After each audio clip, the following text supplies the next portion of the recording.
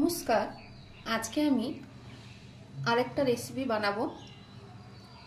সেটা সবারই পরিচিত চিকেন রোল, যেটা বাচ্চাদের খুবই পছন্দের, আমাদের বড়দেরও পছন্দের। তার জন্য আমি 250 গ্রামের মতো চিকেন নিয়ে নিয়েছি। 200 গ্রাম এর মতো পেঁয়াজকে কুচি করে নিয়েছি। একটা বড় রসুন অর্ধেকটা নিয়ে নিয়েছি, আর 4-5টা কাঁচা লঙ্কা কুচি করে নিয়েছি। 2 চামচ জিরে আর 1 চামচ ধনে আমি পেস্ট করে নিয়েছি। নিয়েছি আমি 200 গ্রামের মতো টমেটো সস, আর নিয়েছি 30 গ্রামের মতো সরিষার তেল। তাহলে চলুন এটা বানাই।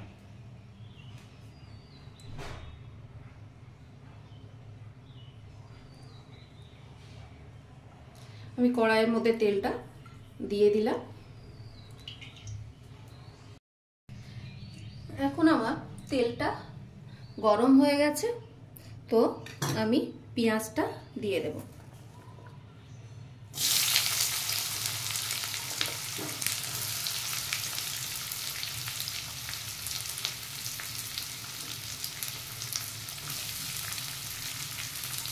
এই রেসিপি সবারই পছন্দের, তাই বাইরে আমরা অনেকেই খেয়ে থাকি।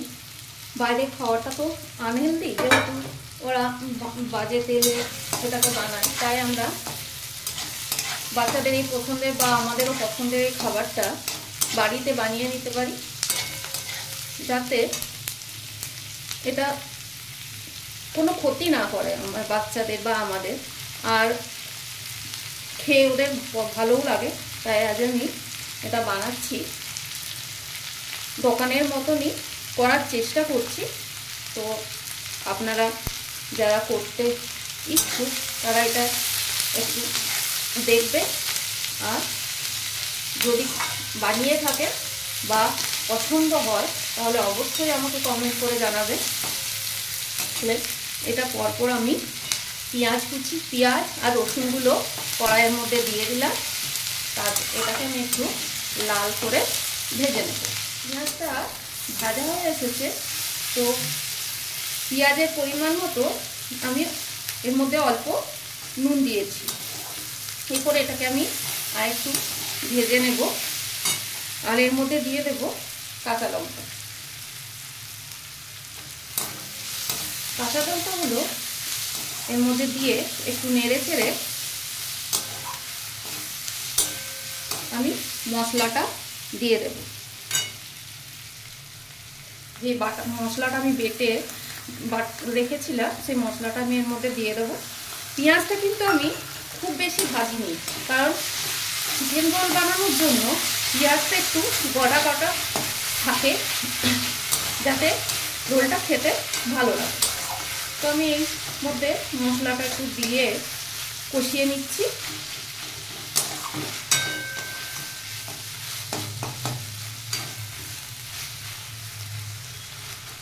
এতে কিন্তু খুব অল্প পরিমাণে তেলের প্রয়োজন হয়। এই তেল অল্প না দেওয়ার জন্য শরীরের পক্ষে খুব একটা ক্ষতিকর হয় না। তাই এর মধ্যে আমি দিয়ে দেবো আমার নুন আর হলুদ দিয়ে মাখিয়ে রাখা চিকেনের টুকরোগুলো।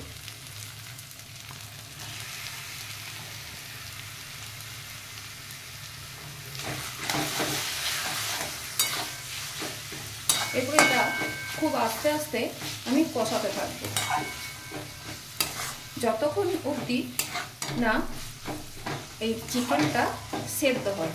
এটা আমি একবার করে নেড়ে চেড়ে, আর এটা আমি আস্তে আস্তে ঢাকা দিয়ে দেবো, যাতে এটা সেদ্ধ হবে, তার সাথে কষাও হবে।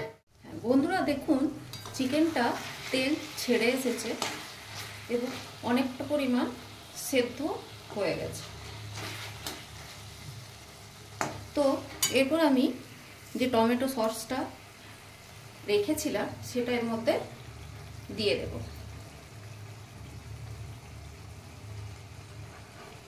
আর দেব এর মধ্যে আরো অল্প পরিমাণ জল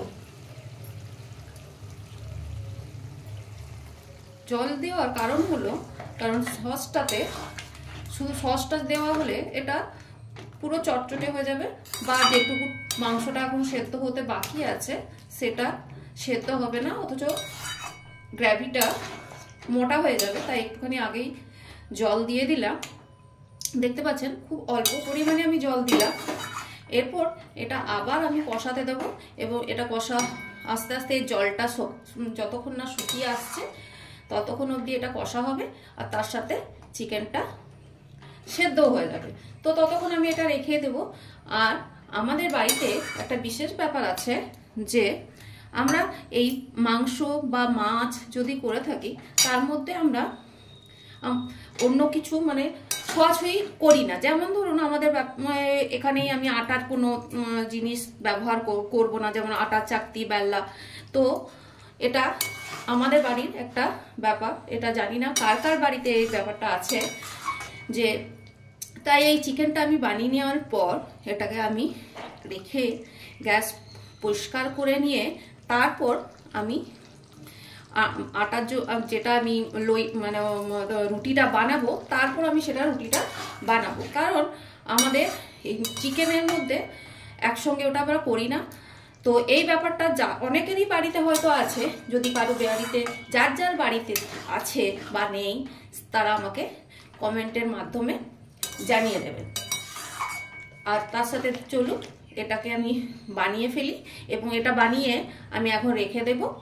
রেখে দেওয়ার পর আমি ওটাকে আবার গ্যাস পরিষ্কার করে এটা সন্ধেবেলা টিফিনের জন্য আমি এটাকে রোলটাকে বানাবো। চিকেনটা দেখুন খুব সুন্দর একটা কালার দাঁড়িয়েছে টমেটো সসটা দেওয়ার জন্য। তো এটা আরেকটু এটা শুকনো হবে, না হলে যখন আমি এটা রোলের মধ্যে দেব তখন সেটা হয়তো বেরিয়ে আসতে পারে। তো সেই কারণে আরেকটু এটা শুকনো করে নেব, তারপর আমি এটাকে নামিয়ে নেব। চিকেনটা হয়ে এসেছে, এরপর এটা আমি নামিয়ে নেব। এটাকে আমি নামিয়ে এখন একটা জায়গায় রেখে দেব। বন্ধুরা, আমি গ্যাসটা আপনাদের আগেই বলেছিলাম আমার একটু ছোঁয়াছুঁয়ির ব্যাপার আছে, তাই আমি চিকেনটা বানিয়ে আপনার গ্যাসটা পরিষ্কার করে রেখেছি। আপনারা দেখতে পাচ্ছেন গ্যাসটা আমি পরিষ্কার করে নিয়েছি। তো আমি ময়দাটা এরপরে মেখে নেব। চলুন আমরা দেখি কতটা পরিমাণ ময়দা আর কি কি উপকরণ দিয়ে মাখবো। সেটা 8টা চিকেন রোল বানাবো, তার জন্য আমি এই কাপটার 8 কাপ ময়দা নিয়ে নিয়েছি।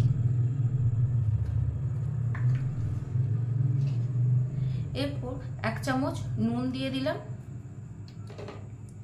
আর দিলাম ময়ান দেওয়ার জন্য সাদা তেল। 4 চামচের মতো আমি, যেহেতু 8টা রোল পরোটা বানাবো, তো আমি তার জন্য 4 চামচ দিয়ে দিলাম সাদা তেল। এটাকে আমি ভালো করে মাখিয়ে নেব। এই তেলটা আস্তে আস্তে মাখিয়ে নেব, যাতে পুরো ময়দাটা সুন্দরভাবে মাখা যায়। এটাকে না ভালো করে মেশালে ময়ানটা ঠিক মতো হবে না, আর পরোটাগুলো ক্রিস্পি হবে না। তাই এটাকে সুন্দর করে আমি তেলটা দিয়ে সুন্দর করে একটা মাখিয়ে নেব। হ্যাঁ, আমার এই ময়দাটা মাখা হয়ে গেছে, দেখতে পাচ্ছেন আপনারা। এটা যখন আমি এটাকে মুঠো করছি এটা জড়ো, অতএব এটা তার মানে তেলটা এর মধ্যে সুন্দর করে মাখা গেছে। এরপর আমি 1 কাপ জল নিয়ে নিয়েছি। এটা আস্তে আস্তে অল্প অল্প পরিমাণ জল দিয়ে এটা সুন্দর করে এটাকে মেখে নেব। খুবই অল্প অল্প জল দিয়ে মাখবো, যাতে এটা খুব নরম না হয়ে যায়। এটাকে আমি মাখিয়ে একটু নরম করে এটা মাখিয়ে রেখে দেব। আমার ময়দাটা এখন মাখা হয়ে গেছে। আপনারা দেখতে পাচ্ছেন ময়দাটা আমার কতটা নরম হয়েছে। এরপর এটাতে আমি আরও কিছু পরিমাণ সাদা তেল ছড়িয়ে এর উপরে দিয়ে এটাকে ভালো করে উপর থেকে মাখিয়ে নিয়ে এটা আমি 10 থেকে 15 মিনিটের জন্য ঢাকা দিয়ে রেখে দেব, যাতে এটা সুন্দরভাবে মাখাটা হয় আর জিনিসটা সুন্দরভাবে তৈরি হয়ে যায়। চলুন এটাকে আমি 15 মিনিটের জন্য ঢাকা দিয়ে রেখে দিই। আমার আটাটা 20 মিনিট মেখে রাখা আছে। এটা দেখতে পাচ্ছেন কতটা নরম হয়ে গেছে। তো এটা আমি এবারে সমান করে লেচিগুলো কেটে নেব। তো আমি লইগুলো 8টা করে নিয়েছি। এগুলো আমি গোল গোল করে নেব। এই লেচিগুলো আমি একটু অন্যভাবে বানাবো, যেভাবে লাচ্ছা পরোটা বানাই সেভাবে আমি এটা বানাবো পরোটাগুলো, যাতে একটু বেশি খেতে ভালো লাগবে। তাই এটাকে আমি এভাবে লেচিগুলোকে লম্বা করে নিলাম। এরপর এটাকে আস্তে আস্তে গোল করে গুটিয়ে নেব। আমি সব লেচিগুলোকে এভাবে করে, প্রত্যেকটা লই আমি এভাবে করে করে লেচিগুলো করে নিয়েছি। এরপর আমি একটা একটা করে বেলবো আর একসঙ্গেই আমি সব পরোটাগুলো ভেজে নেব, তারপর আবার রোলগুলো বানাবো। তো আমি একটা একটা করে পরোটা ভেজে নেব।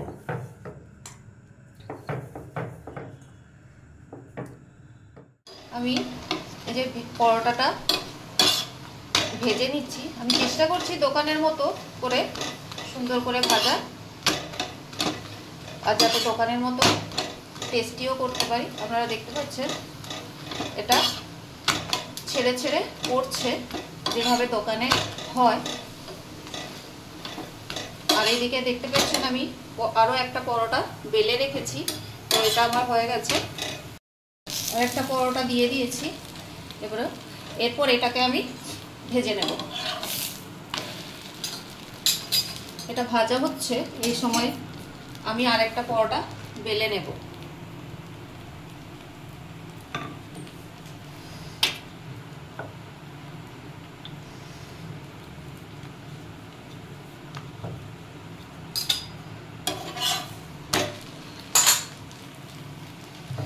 প্রচন্ড গরম, তাই পরোটার সঙ্গে আমিও ভাজা ভাজা হয়ে যাচ্ছি।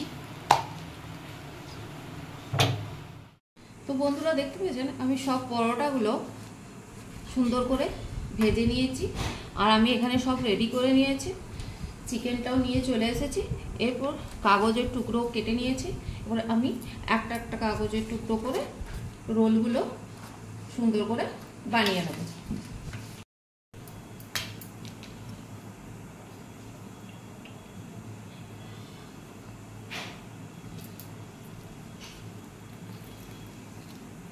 দেখতে পেয়েছেন আপনারা দোকানের মতো পুরো ক্রিস্পি হয়ে গেছে রোলগুলো।